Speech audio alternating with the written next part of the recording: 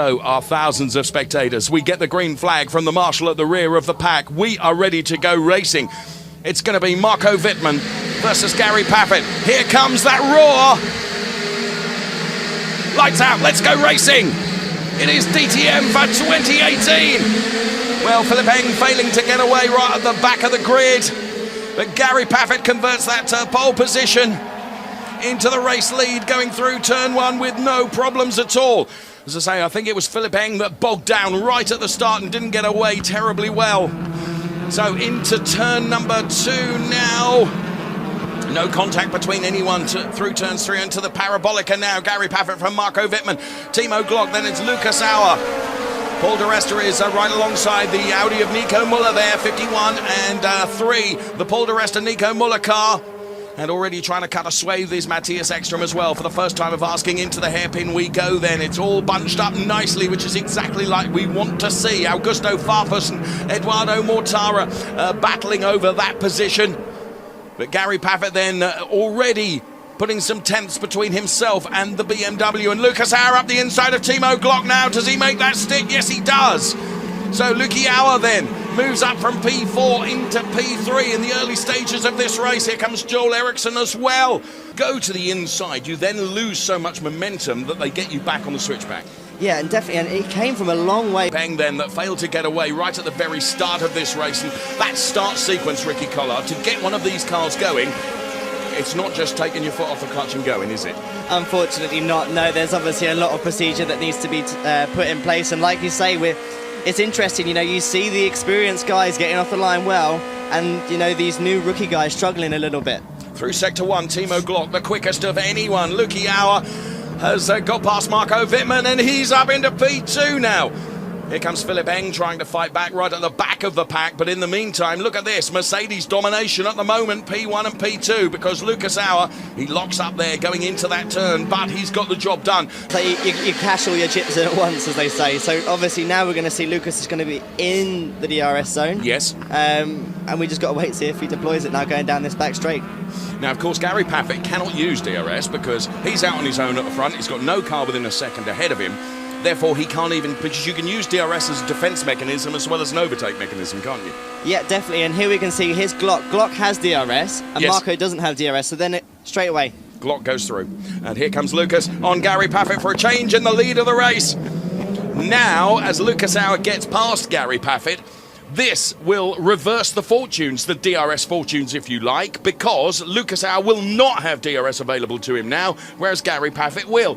And it can really seesaw like that, can't it? It definitely can, and Gary, I think, will for sure stay within this 1 second margin, coming back onto the start-finish, and yeah, see if he fights back.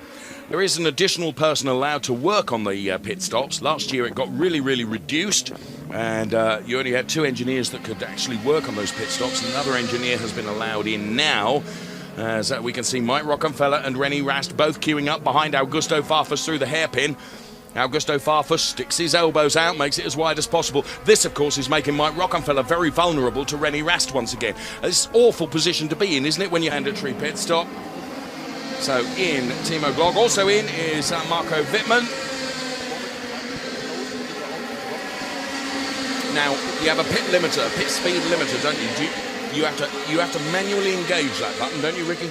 Yeah. So as you, it's a good camera angle. As you see the guys come on entry to the pit lane, they'll hit the button. Yep. And then as you're then slowing down, you know, you then reach the speed, and then you hold it, and it's.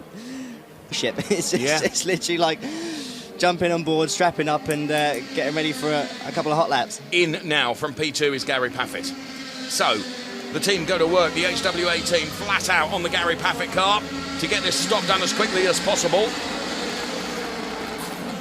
And Paffett is away. It's an 8.1 stop. He backs the back end of the car out. In comes Joel Eriksson from behind that we can see as well.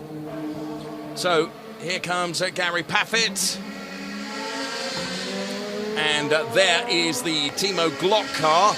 Now, bear in mind that the race all gets muddled up because of these pit stops. Lucas Auer not yet been in. See from our window, and now we can see on screen that Lucas Auer is in.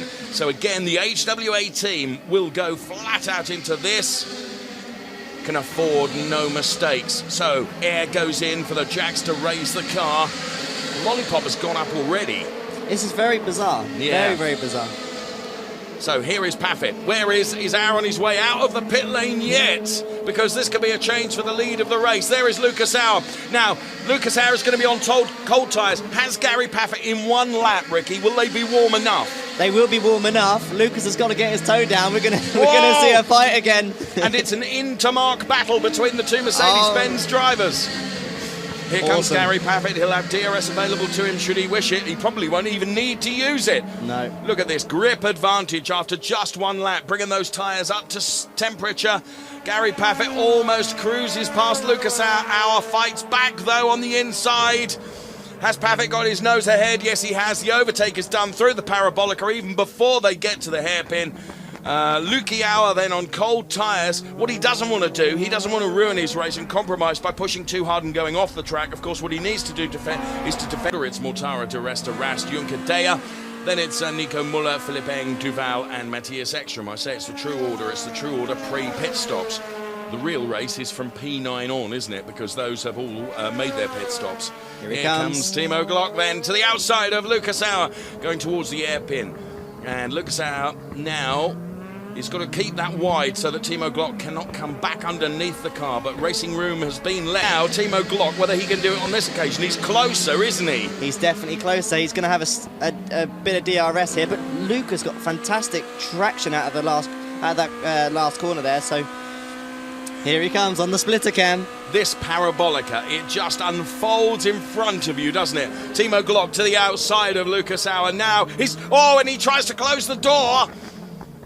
And Lucas Hour very defensive there. Here comes Timo again. He's going to be denied the momentum to get alongside the Mercedes-Benz. This is a fabulous fight, and it's a fight that's going on for effectively P2 in the race. Danny did have to yield there. I don't know if there will be any further investigation onto that, but yeah, I think Danny did the right thing there. If Daniel hadn't have yielded, there would have been contact. Yeah. Danny did the right thing. Look at this. This was brilliant. I really thought Pascal left was going to side, do right both side, of them. left side. And then Pascal. 5 minutes plus one lap of this race remaining. The first DTM race of 2018. We're delighted you're watching it and hope you're reveling in the race action that we're seeing as well. Here comes Gary Paffett then. Forgive me interrupting you. He's going to take the checkered flag and wins at Hockenheim. The British driver Gary Paffett takes the win for Mercedes-Benz. Lucas Hour is P2. Here comes Timo Glock for P3. It's Eduardo Mortara, P4. Pascal Wehrlein will take Ricky Collard, who was with us during the race, offering us a driver's eye perspective on what and who we're doing out there on track. So Paffett out of the car and absolutely delighted. Did all the hard work, of course, in qualifying. British driver Gary Paffett.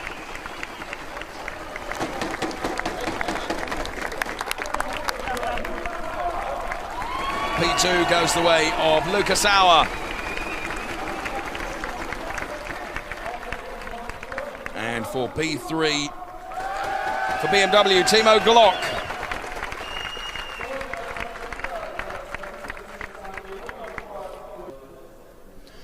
With that P3 place. And that is the way to open the champagne. And the poor girls get really rather soaked. To say the most unelevated, if you like, of the champagne ceremony is Gary Paffett, who's just standing on the top step and just spraying everybody in. Thinking, why am I